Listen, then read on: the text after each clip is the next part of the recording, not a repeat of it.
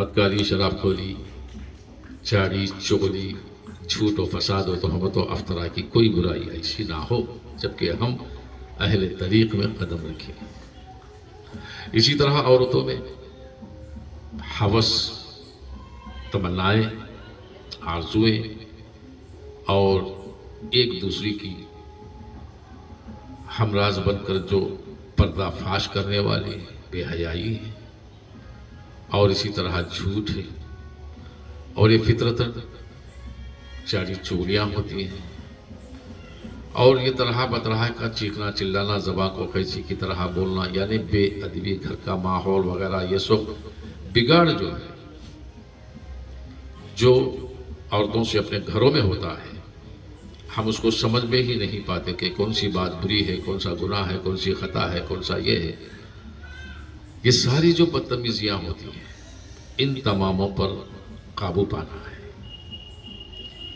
اور اس کے ساتھ ساتھ شریعت کی پابندی ہمارے لیے لازم ہے،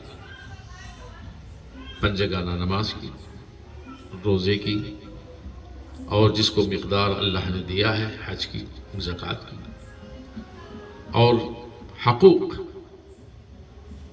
اللہ، دو حق ہماری طرف ہے، ایک اللہ کا، دوسرا اپنوں کا۔ ان دو حقوقوں میں سے سب سے پہلا حق جو ہے یہ اپنوں کا ہے، اللہ کا نہیں۔ دوسرے نمبر پر ہے اللہ کا حق۔ اسی لیے بعض بزرگان دین فرماتے ہیں، پہلے تم اپنے گھر میں چراغ لگاؤ، پھر جا کر مسجد کو روشن کرو۔ ایسا نہیں کہ خود کا گھر اندھیرا ہو تو تم مسجد کو روشن کرو، یہ اللہ کا حق نہیں ہے۔ تو ان حقوقوں میں سب سے پہلے اپنوں کی پہچان ہے، اس میں سب سے پہلے صلہ رحمی ہے۔ تو اس حق میں سب سے پہلے اپنے لیے اپنے ماں باپ کا سب سے افضل حق ہوتا ہے، کیونکہ انہی سے تمہیں خدا اور اس کا رسول ملتا ہے۔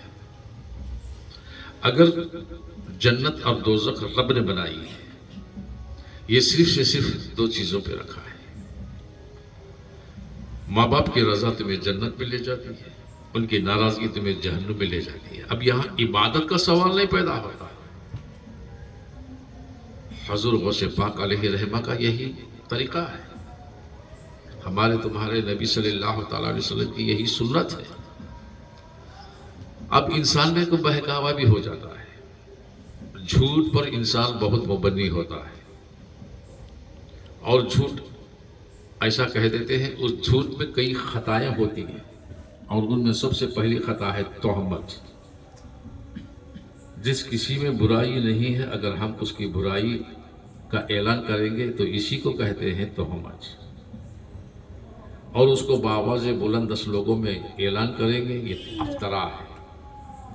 اسی طرح کسی مرد کے بارے میں یا عورت کے بارے میں اگر کوئی ایسی بات کہہ دے جبکہ وہ اس کی اصل ان میں نہیں ہے تو اس کو تہمت اور افطرا کہتے ہیں۔ افواہیں اڑائی جاتی ہیں، ہواؤں کی طرح اڑ جاتی ہیں، ان سے بچنا ہے، بدنامیوں سے بچنا ہے۔ مسلمان، اللہ کا کلام فرماتا ہے، یا ایھا الذین آمنوا اتقوا اللہ حق تقاتہ ولا تموتن الا وانتم مسلمون۔ اے ایمان والو، جب تک جیو مسلمان بن کر، اور اللہ سے ڈرتے رہو۔ جب تک جیو تو مسلمان بن کر جیو، جب مرو گے تو مسلمان بن کر مرنا۔ ایسا نہیں کہ ہماری ساری زندگی مسلمانیت پر گزری، ہمارا نام مسلمان، ہمارے باپ مسلمان، ماں باپ مسلمان، ہمارا خاندان مسلمان، سب مسلمان، ہماری موت خدا نہ کرے کہیں کافرانہ ہو جائے۔ اب یہ کفر کب پیدا ہوگا؟ جبکہ ہم حلال روزیوں کو چھوڑ کر حرام کی طرف چلیں گے، حرام روزیوں کی طرف۔ اور ان حرام روزیاں ایسی نہیں ہیں، سب سے بڑی حرام روزی ہے سود خوری۔ سمجھتے نا سود کیا بولتے ہیں؟ بیاج، یہ سب سے بڑی حرام ہے۔ اور دوسری ہے جھوٹ پر کمایا ہوا، تیسرا ہے سامنے والے کو دھوکہ دے کر سمیٹا۔ چاہے وہ اپنا باپ ہو، بیٹا ہو، بھائی ہو، بہن ہو، اگر اس کو دھوکہ دے کے لیے وہ بھی حرام ہے۔ میرے رسول کریم صلی اللہ تعالیٰ علیہ وسلم فرماتے ہیں اگر ایسے حرام کا ایک لقمہ بھی اپنی اولاد کو کھلاتا ہے تو وہ اولاد تمہاری بے وفا غدار بنے گی۔ اولاد کو اچھی صلاحیت دینا چاہتے ہو تو سب سے پہلے ان کے پیٹ میں حلال روزی ڈالو، حرام کا لقمہ نہ ڈالو۔ اور اولاد کے سامنے ماں باپ اس طرح گالی غلوچ جھگڑے نہ کرو، کیونکہ اس کا اثر بھی اولاد پر پڑے گا۔ تم 2 نمبر بنو گے تو تمہارا بیٹا 10 نمبر بنے گا۔ بچوں، ہر ماں کا گود اپنے بچوں کے لیے سکول ہوتا ہے، دستگاہ ہوتی ہے۔ جیسے حضرت خواجہ بختیار کاکی علیہ رحمہ جب پیدا ہوئے تو آپ 9 پاروں کے حافظ قرآن تھے۔ سبحان اللہ۔ چھوٹے بچے، پوچھا ایسا کیسا ہوا؟ ماں گود میں لے کر ہر روزانہ قرآن شریف تلاوت کرتی تھی، پیٹ میں بچہ یاد کرتا تھا۔ یہی واقعہ بزرگوں سے پکا ہے۔ کئی اولیاء ایسے ہیں کہ وہ دنیا میں آ کر قرآن نہیں سیکھے، قرآن کو حفظ کر کر دنیا میں آئے۔ سبحان اللہ۔ یہ کس کی برکت ہے؟ ماں باپ کی، ان کی نیکیوں کی، ان کے کردار کی، ان کی صلاحیت کی۔ بے وضو جو ماں، بے وضو ماں بچے کو جب دودھ پلاتی ہے تو اس بے وضو میں جو حرکتیں بلاؤں کی ہوتی ہیں یہ سارے کے سارے اس بچے میں اثر آتا ہے۔ اس لیے بزرگان دین فرماتے ہیں بچے کو اگر کوئی ماں دودھ پلاتی ہے تو باوضو ہو کر پلانا، کیونکہ وہ بچے میں جو دودھ کے قطرے جاتے ہیں وہ پاک خدا کی رحمت میں جاتے ہیں تو بچہ ہمیشہ اسی کی رحمت میں ہوتا ہے۔ ٹیپو سلطان کو آپ نے سنا ہوگا، کیونکہ ان کی ماں کبھی ان کو بے وضو ہو کر دودھ نہیں پلائی تھی۔ حضرت نظام الدین اولیاء کو سنا ہوگا، ان کی ماں ہمیشہ باوضو رہتی تھی، ہمیشہ تلاوت قرآن پر رہتی تھی۔ اور آپ نے بابا فرید کو سنا تھا، ان کی ماں نے بچے کو نماز پڑھانے کے لیے مصلی کے نیچے شکر کی پوٹلی رکھی کرتی تھی، کہ ان کو شکر کھانے کا بہت شوق تھا، اس لیے ان کا لقب بھی شکر گنج یعنی شکر کا خزانہ پڑ گیا۔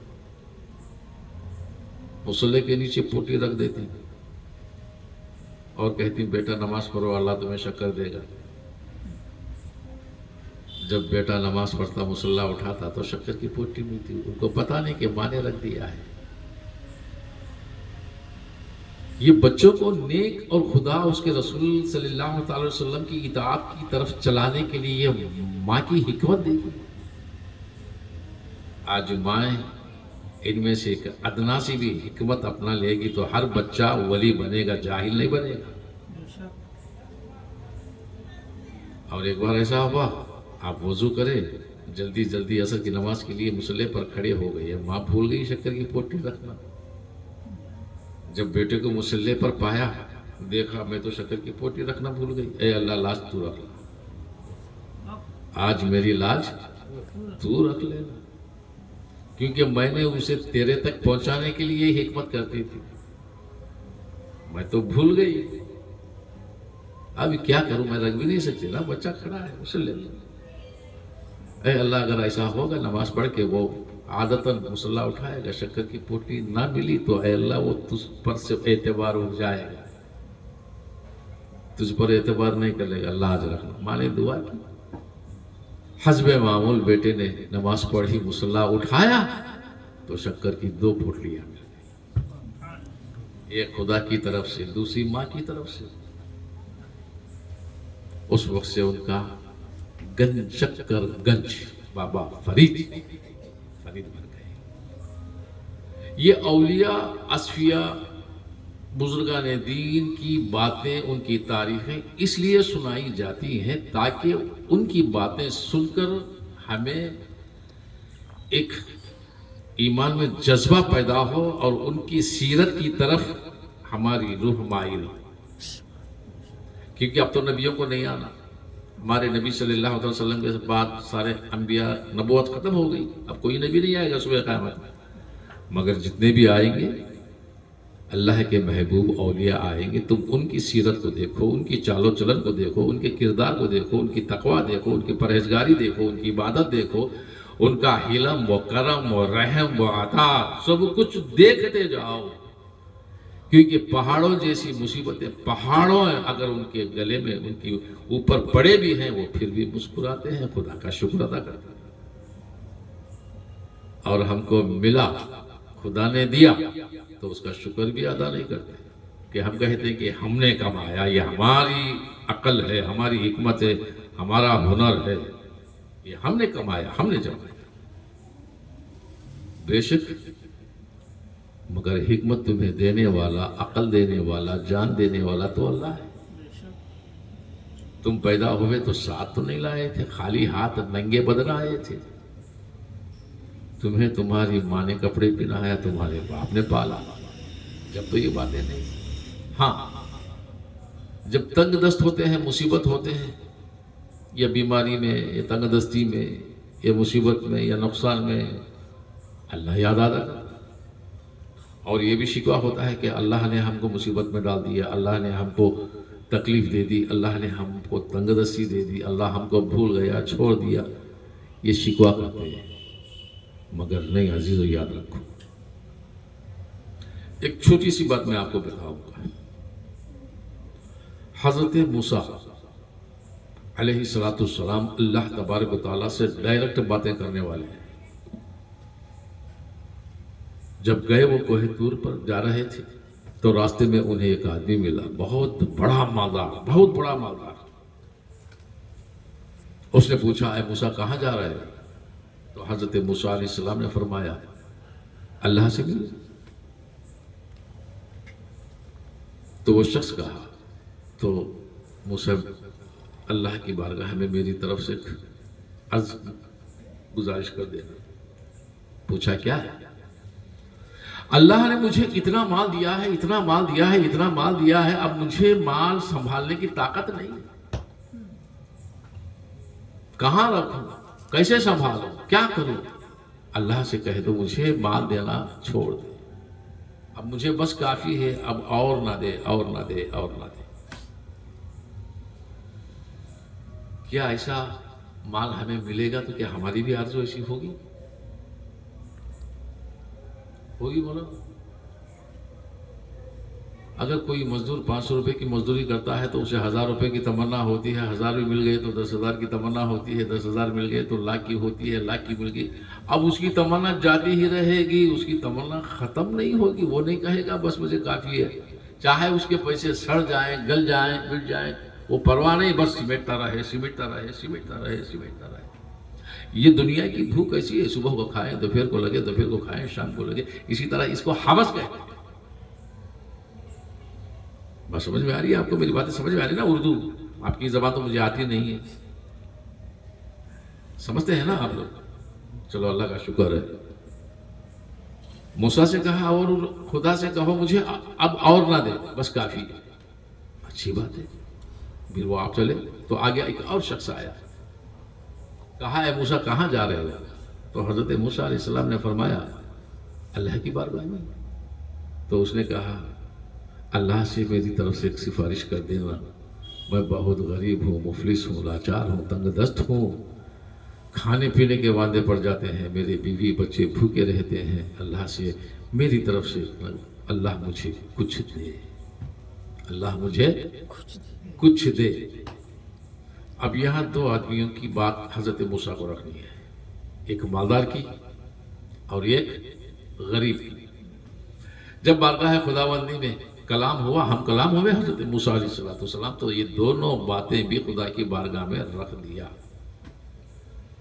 کہ اے اللہ، تیرا فلاں بن فلاں کہتا ہے اس کو مال اور نہ دے، وہ بس کافی ہے، وہ سنبھال نہیں پائے گا، بہت مل گیا ہے۔ دوسری کی بات رکھی، وہ بہت غریب ہے، مفلس، تنگ دست ہے، اے اللہ اس کو کچھ دے دے، اس کو کچھ دے دے۔ تو اللہ تبارک و تعالیٰ حضرت موسیٰ علیہ السلام کو ان دونوں کا بھی جواب دے دیا۔ اور کہا اے موسیٰ اس مالدار سے کہہ دو، یہ بات غور سے سنیں آپ لوگ، ذہن میں اتار لیں، اے موسیٰ اس مالدار سے کہہ دو کہ وہ میرا شکر ادا کرنا چھوڑ دے۔ کیا چھوڑ دے؟ شکر ادا میرا شکر ادا کرنا چھوڑ دے،